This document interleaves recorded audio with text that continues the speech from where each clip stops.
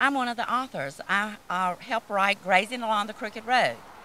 Now, that is in almost every kitchen, including mine, Oh, in Henry wonderful. County. What was it like to go through that process of creating that book? It was absolutely wonderful. Betty Skeens and I traveled for 15 months, the 10 counties of the Crooked Road, talking to the people, and that was so wonderful.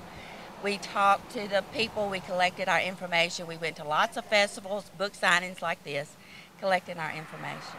Now, that seems to be one of the number one gifts at Christmas and Mother's Day. That book really moves some copies in a hurry. Are you seeing that trend? Do folks just love to give this to mom and grandma? They do. And to new brides, I've seen that so much. And I even last year got a lot of orders for retired teachers.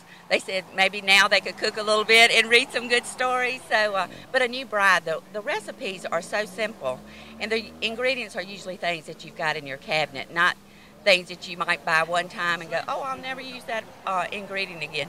But the recipes are really simple and wonderful. Now, let's talk about the flavor of this area versus other parts of the country. Have you gotten feedback from different areas who say, wow, okay, well, that's Southern cooking?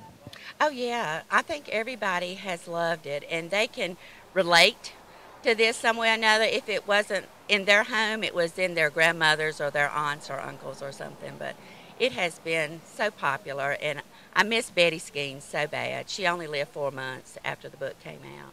But she had to have a sense of accomplishment and know what you guys had been able to put together, and what an incredible journey that must have been. Oh, it was her idea. I mean, she had written an article for the Showcase magazine on the Crooked Road in 2007 and got the idea for this book. She said once she did that article for the Showcase magazine, the idea for this book would not leave her alone.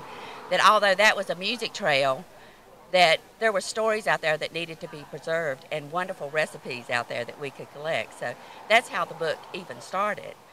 So it's been a bittersweet journey for me, but I am so thankful she lived long enough to see her dream complete.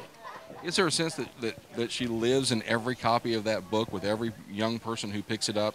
They get to feel her passion about this community? Oh, exactly. I know they do. She grew up in Meadows of Dan, in Floyd area, so she already had the love for the mountains when she did it. So yes, I think you can pick that up, and I feel her still when I'm doing these book signings or wherever I go. I know she's with me, smiling at me.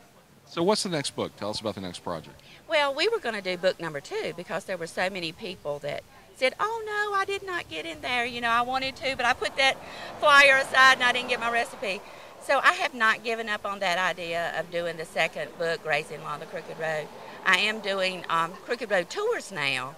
I'm getting ready to do one in October, so if anybody is interested in going with me on a bus trip along the Crooked Road, you know, I'd love to have them. They can contact me, and we do have a website, www.crookedroadcookbook.com, so I would love for them to contact me some way or another, and be glad for them to have Have you ever considered teaming up with an exercise clinic so that you can work off all the calories that you're I going to have consume not. on that trip?